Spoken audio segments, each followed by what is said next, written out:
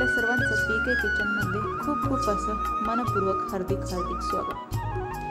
रेसिपीला सुरुवात करण्याच्या पहिले तुम्ही जर माझ्या चॅनलला सबस्क्राईब केले नसेल तर लवकरात लवकर पीके किचनच्या लिंकवरती जाऊन माझ्या चॅनलला सबस्क्राईब करा, जेणेकरून मी कोणतीही रेसिपी अपलोड केली की सर्वप्रथम ती तुमच्यापर्यंत पोहोचेल। आणि हो, माझ्या इंस्टाग्राम आयडीलाही फॉलो करा। आज आपण बनवणार आहोत ओरिओ बिस्किटचे मोदक। चला तर मग वेळ न घालता रेसिपीला करूया सुरुवात।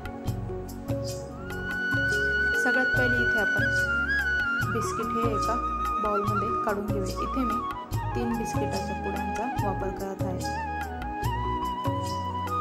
इथे आपण सर्व बिस्किट हे एका वाटीमध्ये काढून घेतले। आता बिस्किटाची आपण ह्या सर्व बिस्किटांची क्रीम ही काढून घेऊया।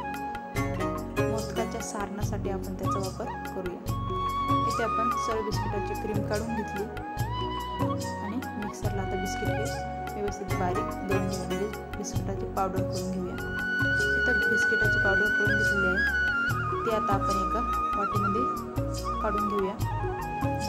पावडर काढून झाली की थोडंसं दूध घालून घेऊया आणि त्याचा व्यवस्थित गोळा तयार करून घेऊया। इथं गोळा तयार करून झाला नंतर इथे आपण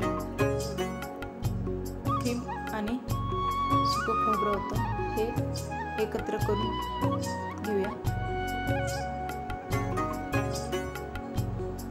बिस्किटाची क्रीम आणि खोबरं हे एकत्र करून घेतलं, थोडंसं दूध घालून हे व्यवस्थित मिक्स करून घेतलं, त्याचं सारण केलं आपण।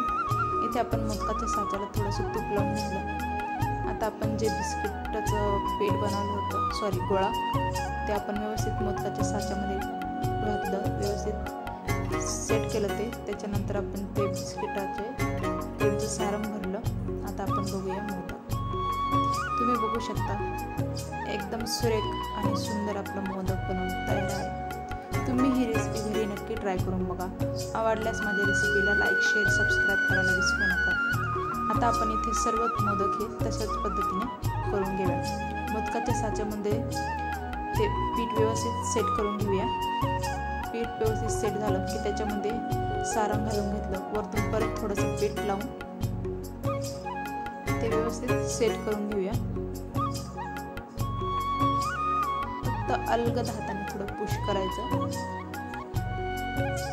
तुम्ही बघू शकता। आणि एकदम ओपन केलं आपण की एकदम म्हणजे कुठली मेहनत नाही लागतं, मोदक व्यवस्थित बाहेर निघतं। तर इथे आपले सर्व मोदक हे बनवून तयार आहे, तुम्ही बघू शकता। तुम्ही गणपती बाप्पामध्ये कोणत्या रेसिपी बनवता, म्हणजेच कोणते मोदक बनवता हे मला कमेंट करून नक्की कळवा। अशाच नवनवीन व्हिडिओ बघण्यासाठी माझ्या चॅनलला लाईक, शेअर, सबस्क्राईब करायला विसरू नका। भेटूया एका अशाच नवीन रेसिपीसोबत, तोपर्यंत धन्यवाद।